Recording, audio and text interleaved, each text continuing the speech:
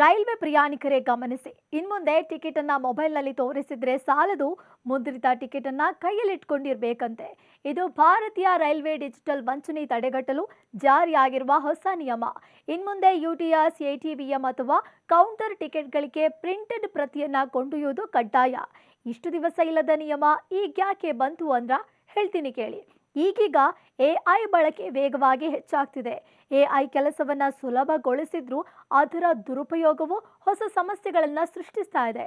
ಇತ್ತೀಚೆಗೆ ಎಐ ಬಳಸಿ ರಚಿಸಲಾದ ನಕಲಿ ಟಿಕೆಟ್ಗಳ ಗಂಭೀರ ಪ್ರಕರಣವನ್ನ ರೈಲ್ವೆ ಎದುರಿಸಿದೆ. ಹೀಗಾಗಿ ಇಂತಹ ಡಿಜಿಟಲ್ ವಂಚನೆ ತಡೆಯುವ ದೃಷ್ಟಿಯಿಂದ ಭಾರತೀಯ ರೈಲ್ವೆ ಹೊಸ ನಿಯಮವನ್ನ ಜಾರಿಗೆ ತಂದಿದೆ.